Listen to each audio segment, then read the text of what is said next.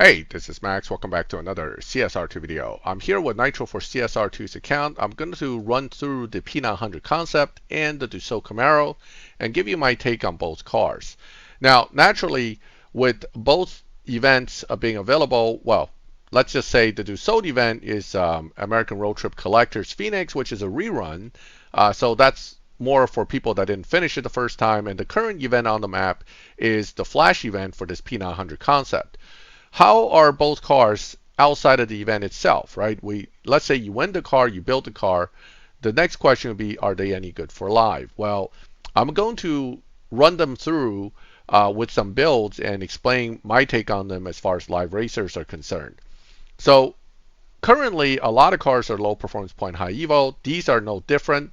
They are both capable of having low performance point, high evo setups, although the P900 tend to gain its points, like most cars, very quickly once you start getting into stage 4 upgrades. If you drop stage 4 upgrades to 3, however, you'll see that these points start to go down pretty fast. Those points there do not. Now, it is rather stage 6 dependent, particularly on D3, to have the high evo. If you take out these, you start to lose a lot of evo points without losing a lot of points there, but you now dropped right into the 1900s range. So of course, having stage 6 body, which only adds 1 performance point but lots of evo, will be quite useful. Well, actually, I think it added 2 on that part, right? 2 points. All right, 2 points, and then transmission should add another point. And again, the transmission adds a lot of additional evo. So you want to consider that when you're talking about a build. Certainly, if you have the 2 stage 6s, you would leverage them. Nitrous between stage 2 and stage 3 is worth about a point, but you actually gain slightly better evo here. That gain doesn't necessarily make the car better in life, so that's something just to keep in mind. And tire, when you put stage 6 in, although it only adds a few points and add a decent amount here, the problem with tire is that if you start adding all these in, these overall points gets pretty high.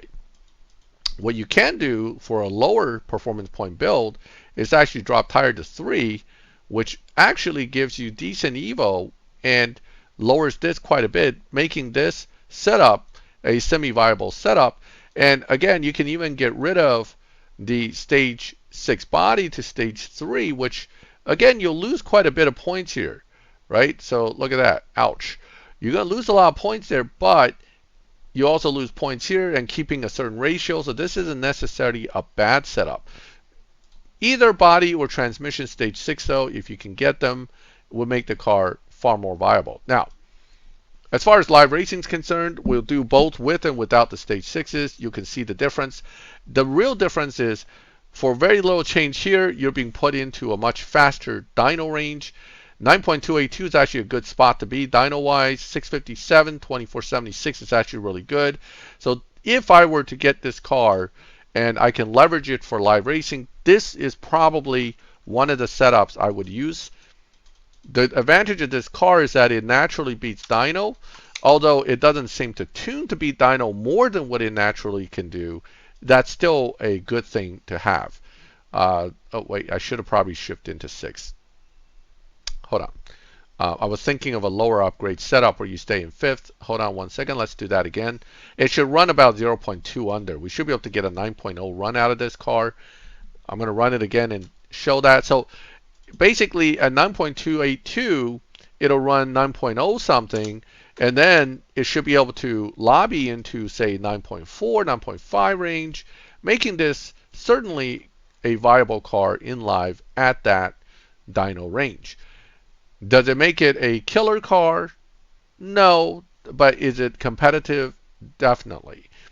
Would it be better if this car can do 8s? Of course. All right, now, Notice here it's beating Dino by about 0.2. One of the advantages of putting it in an even slower lobby, even though the numbers may look slightly worse, is that it actually beats Dino by more. That is a factor of the way the car tops out. And if you drop this to 3, you also change this to 649, but you lose almost 400 points here. That hurts, but it doesn't kill the car. What happens is you're now in a very different lobby with generally slower cars, 10.573. I would venture to even move this down to 10.6 by dropping a stage of intake, but let's just test run it here. The difference here is that in the slower 10s lobby, your dyno beating is going to be a little higher. And that is, again, because of the way the car tops out. Okay, so one thing about launching this car, do not launch it early. You'll actually get slower. You'll spin. You want to launch perfect or slightly late even to get a good run out of the car. Because once you launch, you can get instant second and nitros without wheel spin. Okay, 10.277 on a 10.573 puts you at almost exactly 0.3. And I probably could have ran a little better than that 10.277. So 0.3 dyno beating at 10s, 0.2 dyno beating at 9s, not terrible. Certainly, if you can also gain lobby advantage, this car would be viable. But 649, 1966 versus 650 something, 2000 something, you're more likely to have better lobby advantage actually at 9.2 than the 10.5 range, which actually puts you on a slower, mid to slower end of a lobby, which also affects things quite a bit. Now, the other car we're going to talk about is the Dusold. The Dusold's main party trick is that it's basically like the Jesco Draco Red, in that it pushes almost 3,000 Evo pretty easily. With or without stage 6s, it's up there in the 2700 range. This is already the setup I have, very similar to what I did on the other car. But again, you can go here, it'll lower it quite a bit, and you'll lose some here, but not enough to make this less Evo than the P900. So in a sense, this car has much higher Evo. The disadvantage of this car is that unlike the P900, it doesn't really beat dyno, at least not in my hands. And at this point, it's putting a 9.0.